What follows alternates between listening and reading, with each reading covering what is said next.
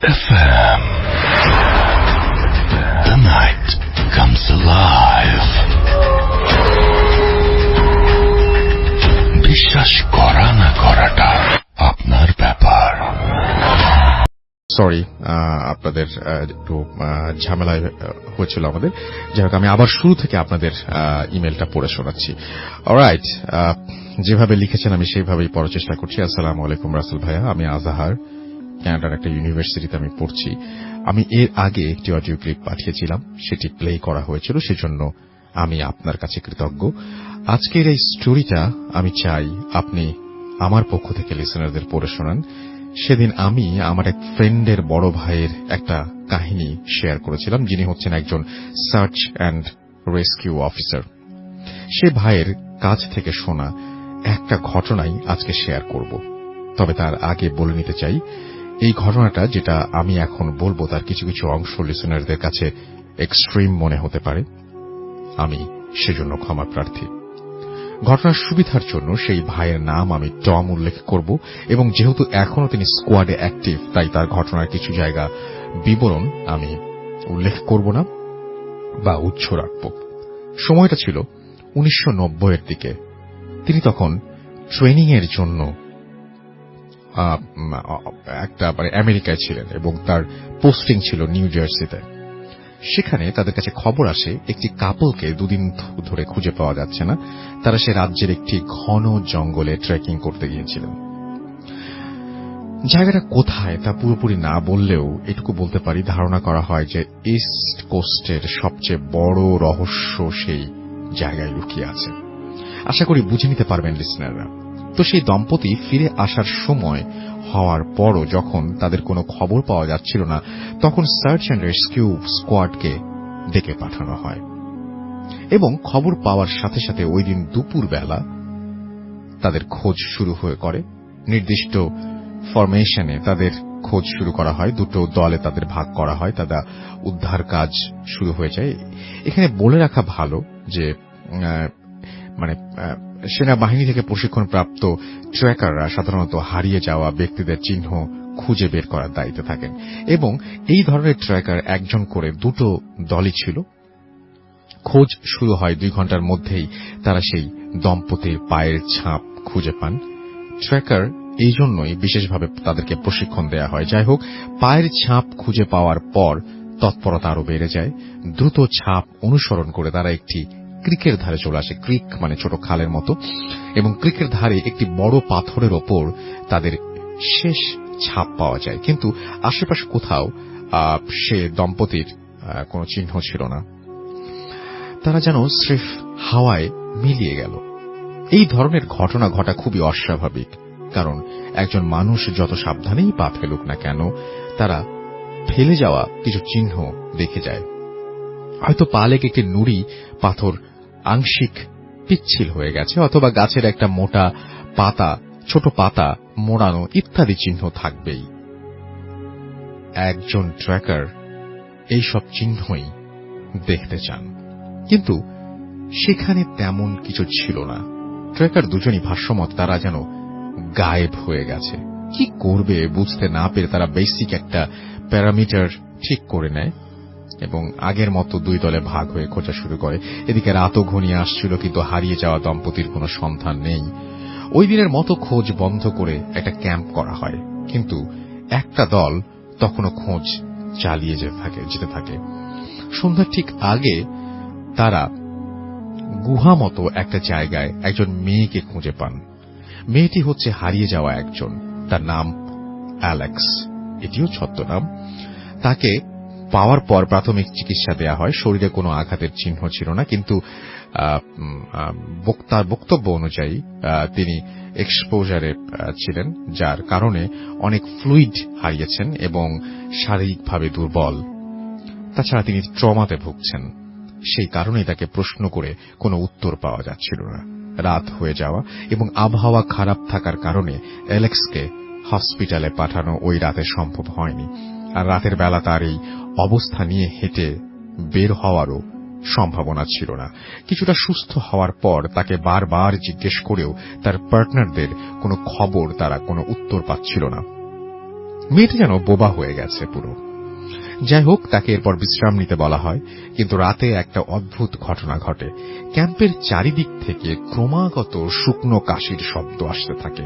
Tom বলেন, গলা শুনে আমরা বুঝতে পারছিলাম একজন মানুষই এই আওয়াজ করছে, কিন্তু আওয়াজটা আসছিল চারিদিক থেকে এবং প্রায় একই সময়ে, যা কোনো মানুষের পক্ষে করা অসম্ভব।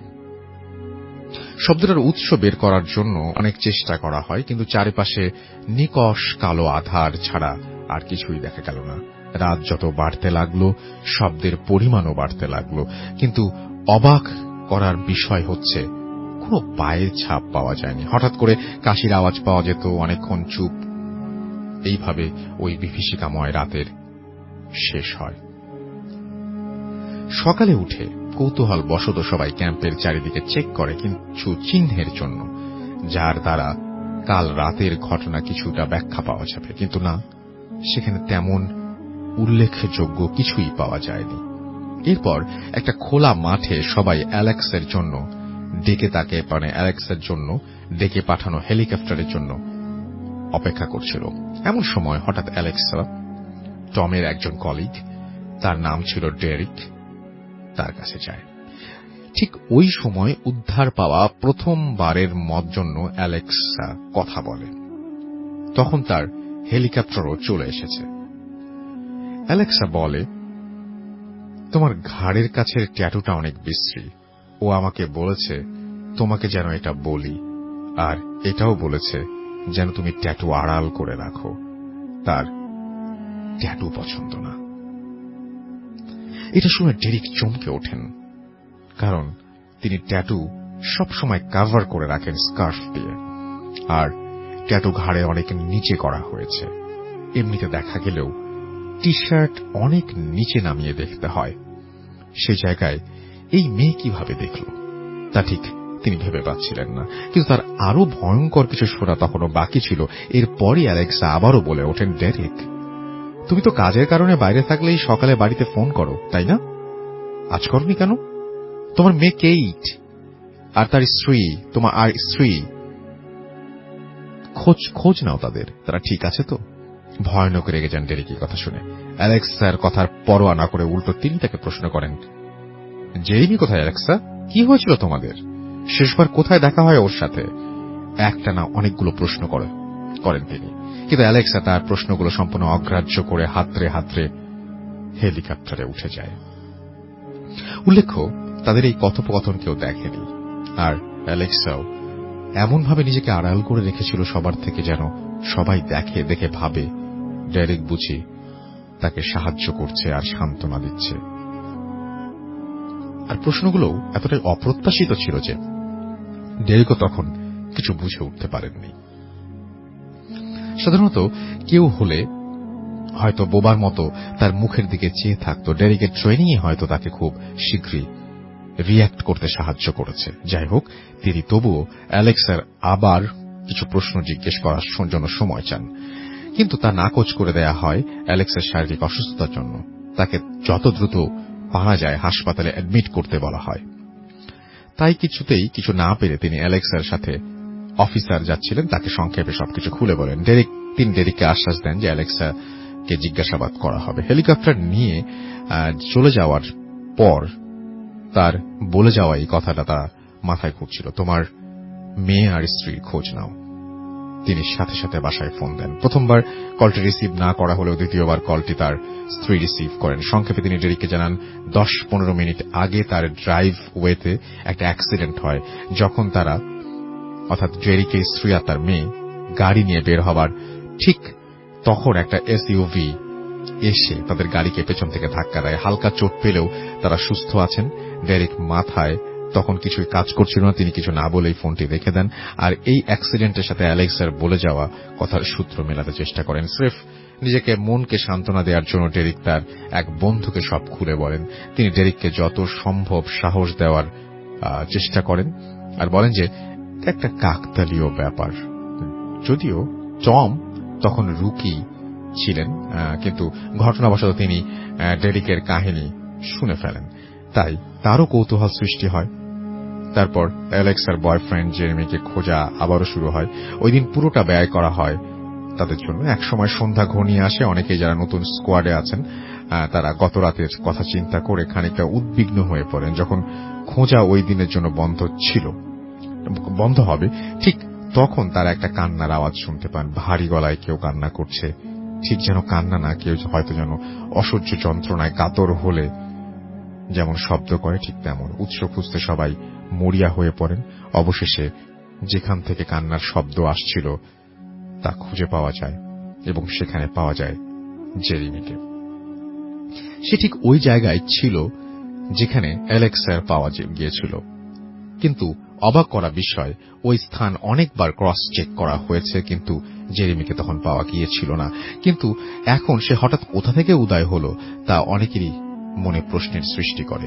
চেক করে দেখা যায় তারও ঠিক একই অবস্থা ছিল অ্যালেক্সার মতো, কিন্তু জেরেমি যন্ত্রণায় কাতরাচ্ছিল কারণ তার পা ভেঙে গিয়েছিল। তাকে তখনই বাম পা ভেঙে গিয়েছিল এবং তাকে তখনই স্ট্রেচারে করে সেই খোলা জায়গায় নিয়ে যাওয়া হয় এবং অনেক রিস্কের মধ্য দিয়ে তাকে হেলিকপ্টারে করে হাসপাতালে পাঠানো হয়।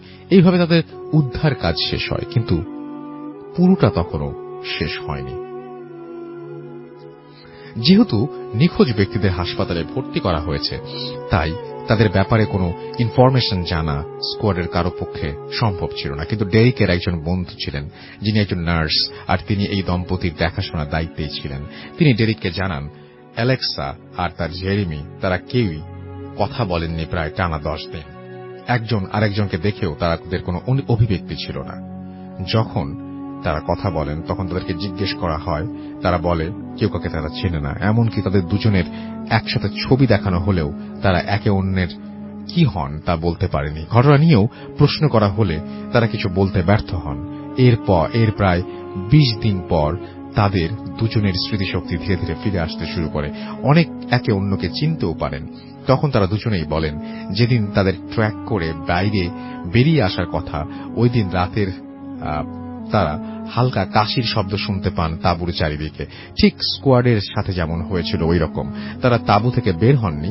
একসময় শব্দ আসা বন্ধ হয়ে যায় এবং তারা ঘুমিয়ে পড়েন। তারপরই তারা নিজেদের হাসপাতালে আবিষ্কার করেন। অর্থাৎ এর মধ্যে তাদের সাথে কি হয়েছিল, কোথায় ছিল, কি অবস্থা, কিচ্ছু তাদের মনে নেই। জেরেমি কিভাবে পায়ে ব্যথা পান, অ্যালেক্সা ডেরিককে কিছু প্রশ্ন তাদের মনে নেই এগুলো। এবং অন্যদিকে ডেরিকের স্ত্রী যে একসাথে যে অ্যাক্সিডেন্ট হয়েছিল সেই গাড়ির মালিককে প্রশ্ন করা হয় তিনি কিভাবে গাড়ির নিয়ন্ত্রণ হারান। তিনি জানান যখন গাড়ি চালাচ্ছিলেন তখন হঠাৎ করে স্টিয়ারিং এর হুইল আটকে যায় আর তিনি গাড়ির ওপর কন্ট্রোল হারিয়ে ফেলেন। মজার বিষয় হল গাড়িটি একদম ঝকঝকে নতুন ছিল, মাত্র কয়েকশো মাইল চালানো হয়েছে তিনি এটা কেনার আগে। আর স্টিয়ারিং হুইল আটকে যায় ডেরিকের বাড়ির প্রায় 50 গজ আগেই। তার মানে দুর্ঘটনা যে এখানেই ঘটবে একটা ধার্য অথবা নির্ধারিত ছিল। এই ঘটনার পুরো বর্ণনা, ঘটনার কিছু কিছু অংশ ডেরিক নিজে বের করেছেন এবং পরবর্তীতে টমকে শেয়ার করেছেন।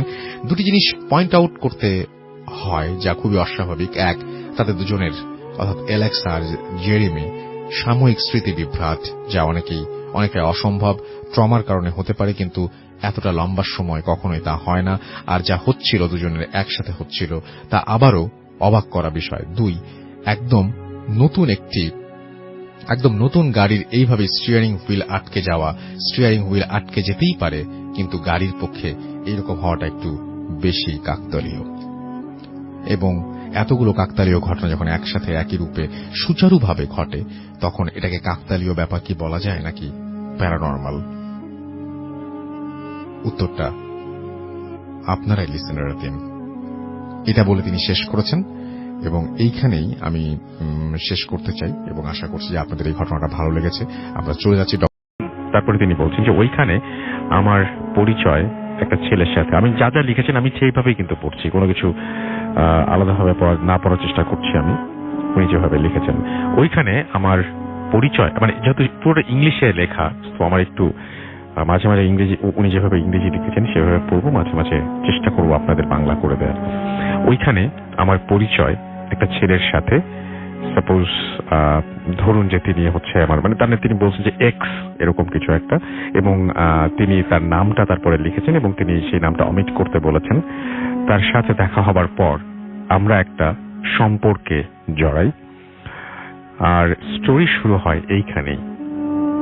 এক্স যখন ফার্স্ট আমার হাত ধরে সে তখন সমানে কাঁপছিল। I was surprised. এমনটা হওয়ার তো কথা না, কারণ সে এর আগেও অনেকে মিট করেছে। Anyway maybe he was nervous, so আমি ইগনোর করলাম। নেক্সট যখন ওর বাসায় ওর বোন আমাকে দেখে, উনি তো আরো বেশি উইয়ার্ড বিহেভিয়ার শুরু করে।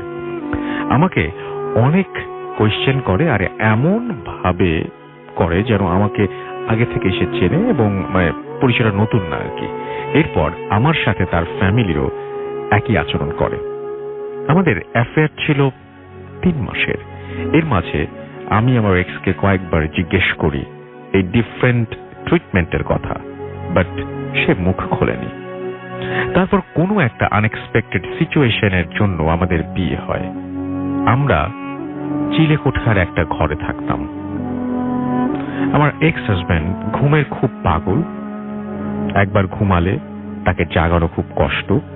ফার্স্ট নাইটে আমি ওয়াশরুমে যাবার জন্য তাকে ডাকি, বাট সে ওঠে না।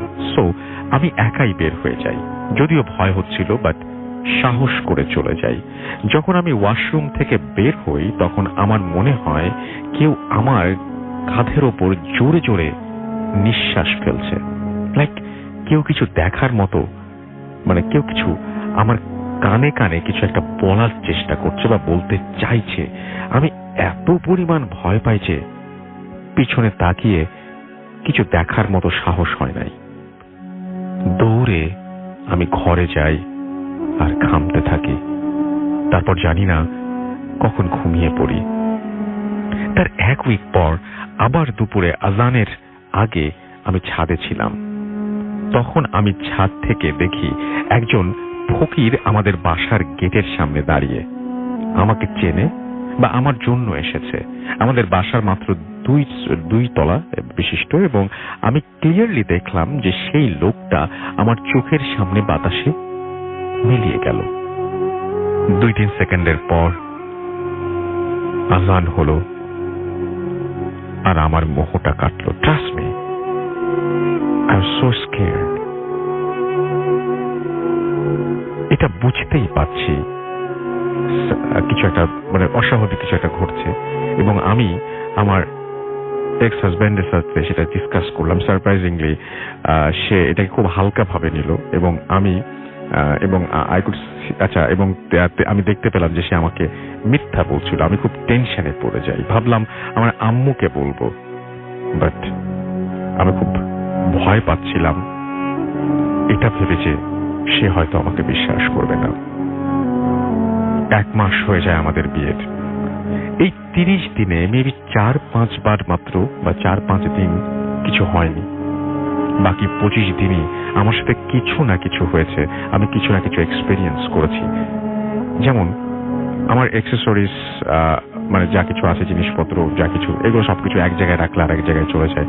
আমি ম্যাক্সিমাম সময় অসুস্থ থাকি। রাতে রুমে হাঁটার নয়েজ পাই, এবং মাঝরাতে কারো খুব মৃদু ডাকে আমার ঘুম ভেঙে যায়, ইত্যাদি ইত্যাদি। 1 মাস পর ফার্স্ট বড় কিছু হয়। এবারও ওয়াশরুমে যে আমি আমার এক্সকে ডাকি যাবার জন্য, বাট সে এবার উঠে যায়, আমার সাথে বের হয়। ও ছাদের একটা কর্নারে দাঁড়ানো ছিল। আমি ওয়াশরুম থেকে বের হয়ে ওর কাছে যাই। কেন জানি ভয় লাগছিল না।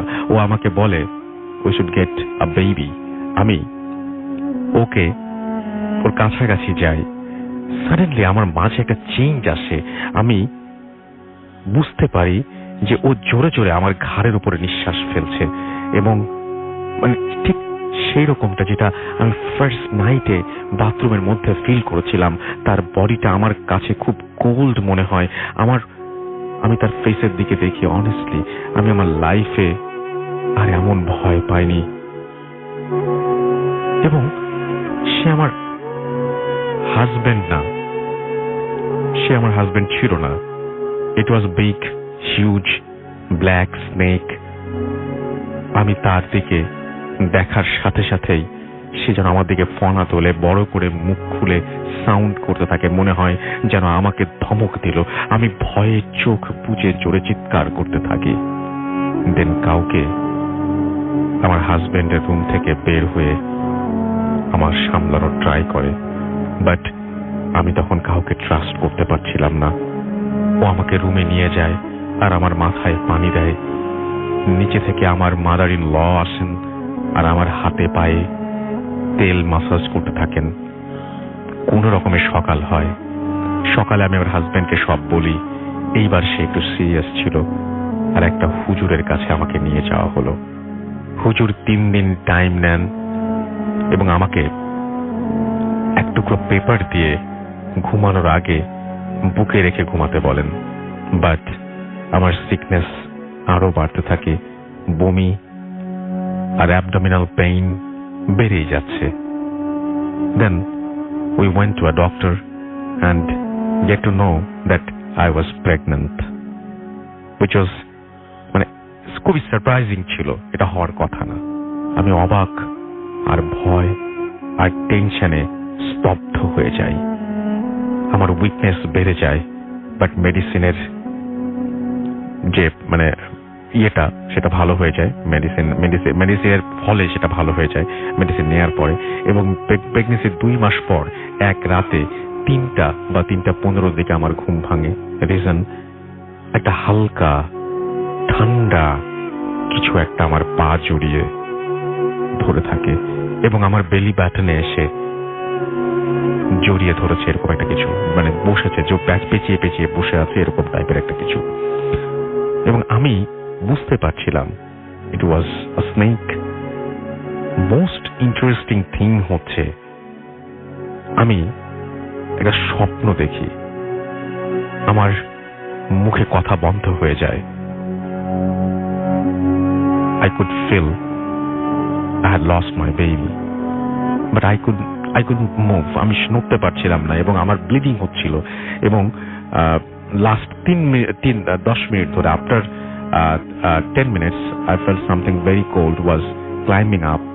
আচ্ছা, এবং মানে আস্তে আস্তে কোনো ঠান্ডা কিছু একটা তার স্টোমাকের দিকে উঠছে, স্টোমাক থেকে আস্তে আস্তে নেকে মানে গলার দিকে উঠছে এবং তারপর আস্তে আস্তে কানের কাছে যাচ্ছে এবং সেটা বলছে something in a different language.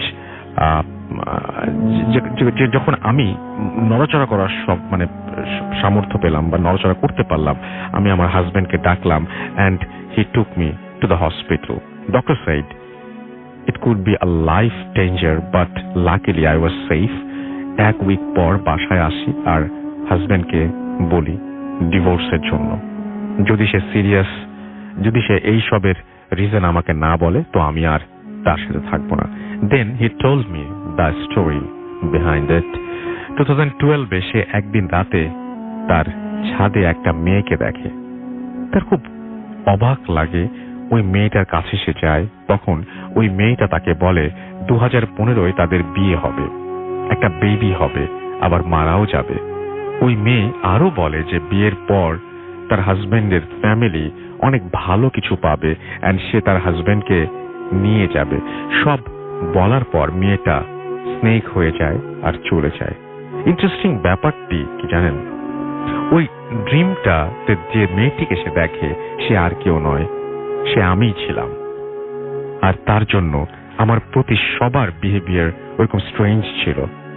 তারা একটা হুজুরের কাছে আমাকে নিয়ে গিয়েছিল।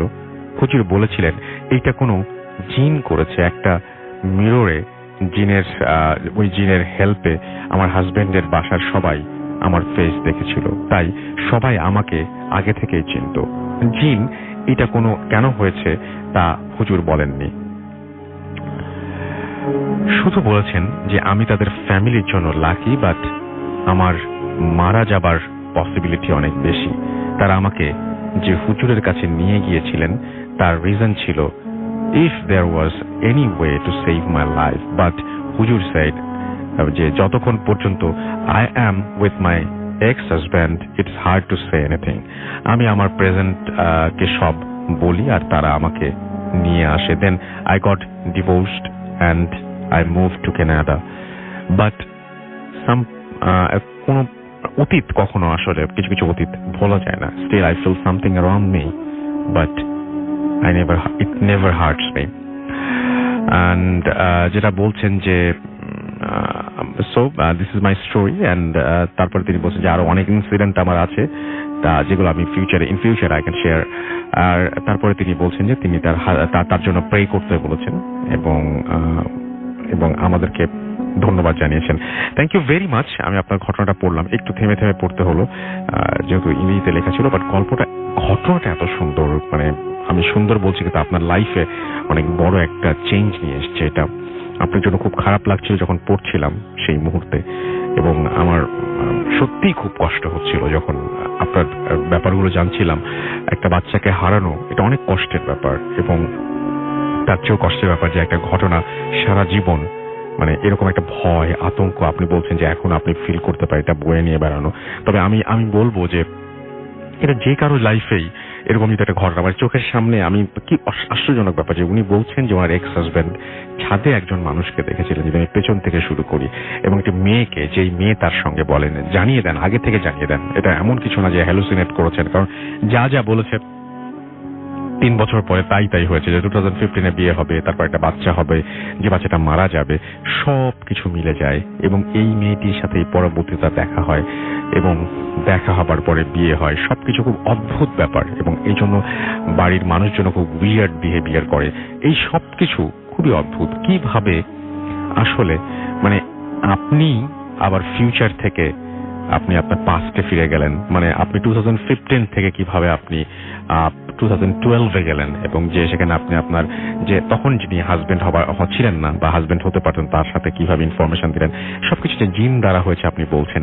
কিন্তু এই জিনটা কেনই বা এরকম করলো, কেন কি হলো সেটা আমরা পুরোটা জানি না। কিন্তু এটা চোখের সামনে একটা জিন একটা মানুষকে সাপ হয়ে যেতে দেখলে বা এরকম আপনি যা যা বলেন, এইগুলো কিন্তু খুবই ভয়ঙ্কর এবং খুব অদ্ভুত ব্যাপার, এবং এটা আসলে মেনে নেওয়াটা খুব কষ্টের, এবং ভাবলেও আতঙ্কিত হতে হয়।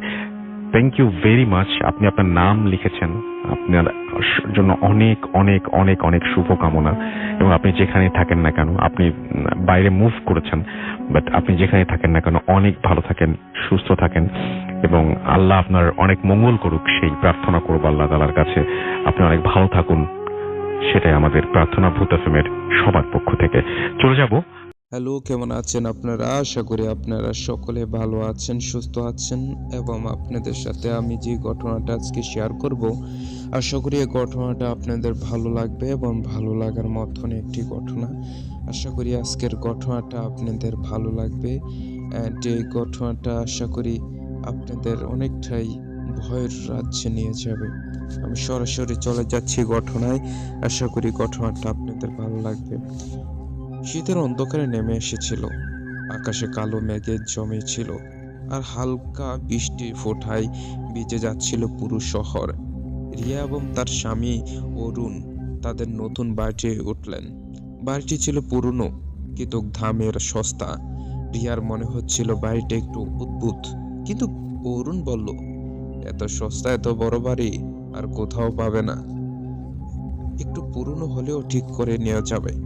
বাড়িটা ছিল দোতলা বিশিষ্ট, সামনে একটা বড় উঠান আর পিছনে একটা বাগান।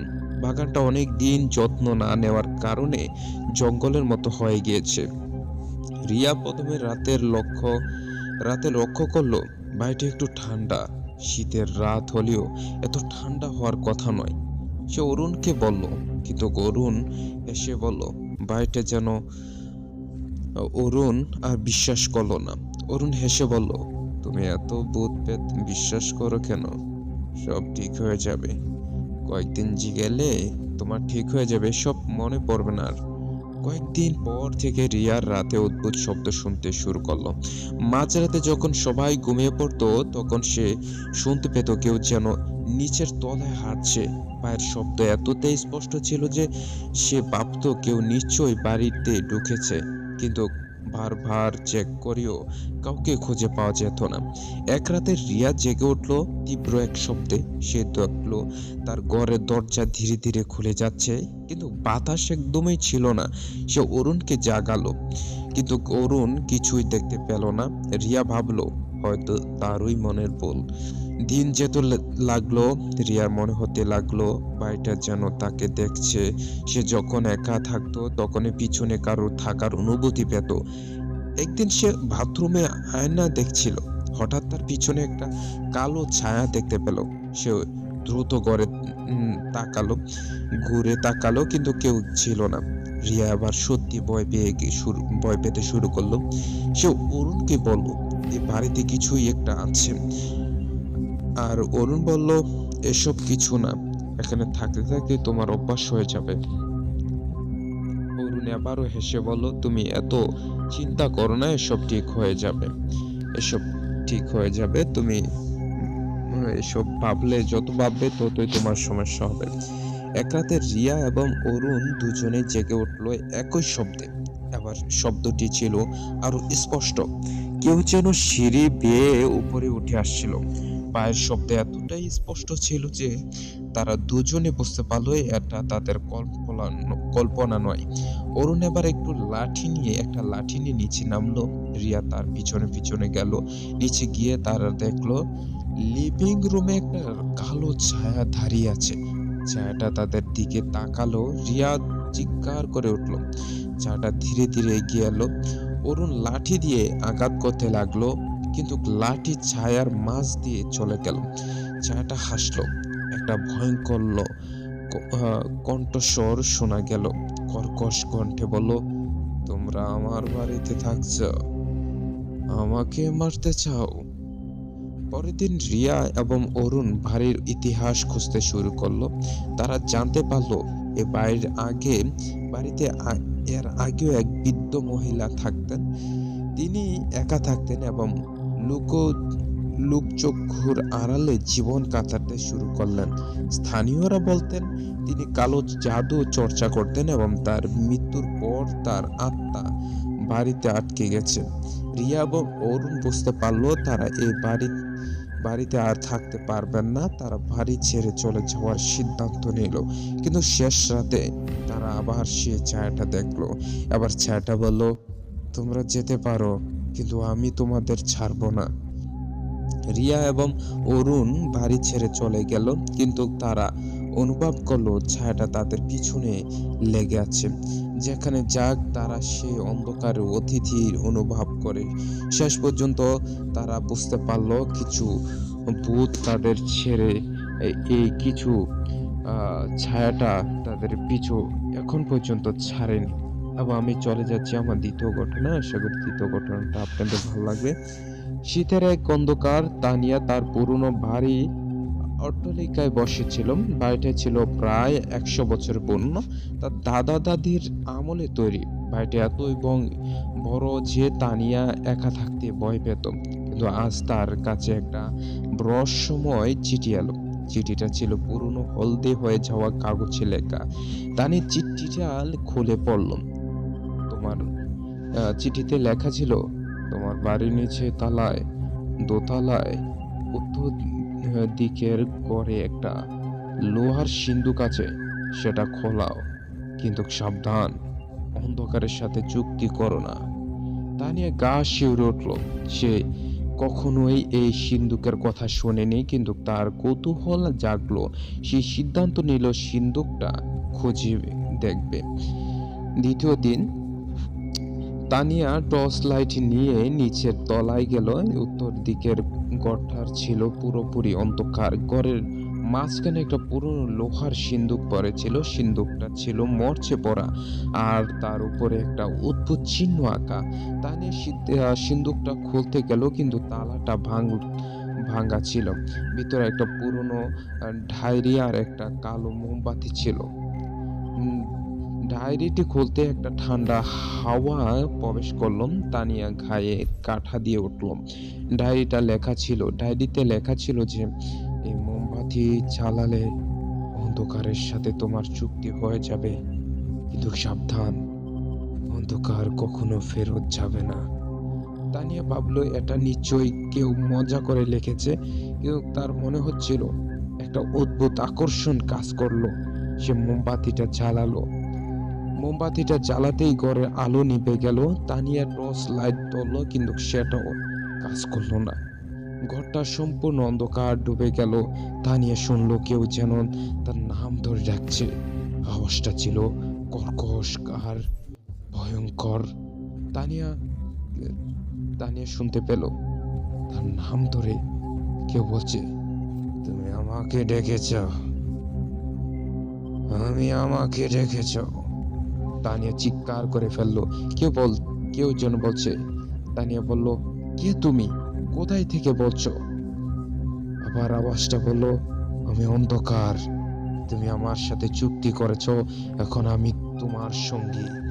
তানিয়া বুঝতে পারলো এটা একটা ভুল করেছে, কিন্তু এখন ফিরে যাওয়া কোনো উপায় নেই। পরে কয়েকদিন পর তানিয়া অনুভব করলো কেউ যেন তার পিছনে লেগে আছে। যেন আয়নার তাকালো, তখন তার পিছনে একটা কালো ছায়া দেখতে পেল। ছায়াটা তার প্রতিটি পদক্ষেপে অনুসরণ করলো। তানিয়া রাতে ঘুমাতে পারতো না, কারণ সে শুনতে পেত কেউ যেন তার কানে ফিসফিস করছে। এক রাতে তানিয়া জেগে উঠলো, একটা ঠান্ডা স্পষ্ট যে দেখলো তার বিছানার পাশে একটা কালো ছায়া দাঁড়িয়ে আছে। ছায়াটা বলল, তুমি আমাকে ডেকেছ, এখন আমি তোমার। তানিয়া চিৎকার করে উঠলো, কিন্তু কেউ আহ, তাকে শুনতে পেল না। সে চিৎকার কেউ শুনতে পেল না। তানিয়া বুঝতে পারলো এই অন্ধকার থেকে মুক্তি পেতে হলে তাকে চুক্তি ভাঙতে হবে। সে আবার ডায়েরিতে পড়লো। শেষ পাতায় লেখা ছিল, অন্ধকারে চুক্তি ভাঙতে হলে তোমাকে সেই মোমবাতি নিভিয়ে ফেলতে হবে, কিন্তু সাবধান, অন্ধকার তোমাকে ছাড়বে না। তানিয়া সিদ্ধান্ত নিল মোমবাতি নিভিয়ে নেবে। সে মোমবাতি খুঁজে পেল, কিন্তু সেটা জ্বলছিল না। তানিয়া বুঝতে পারলো মোমবাতি নিভানোর জন্য তাকে অন্ধকারের মুখোমুখি হতে হবে। তানিয়া অন্ধকারের সামনে দাঁড়ালো। সে বলল, আমি তোমার সাথে চুক্তি করতে চাই না, তুমি চলে যাও। অন্ধকারে হাসলো, তুমি আমাকে দেখেছ, এখন আমি তোমার। তানিয়া চোখ বন্ধ করে মোমবাতি নিভিয়ে দিল। সঙ্গে সঙ্গে ঘরটা আলোয় ভরে গেল, কিন্তু তানিয়া দেখলো তার ছায়া আর নেই। সে বুঝতে পারলো অন্ধকার তার ছায়া নিয়ে গেছে। এই গল্পটি আপনাদের আশা করি ভালো লেগেছে। যদি ভালো লাগে অবশ্যই আপনাদের বন্ধুদের কাছে ঘটনাগুলো শেয়ার করে দেবেন। আল্লাহ হাফেজ।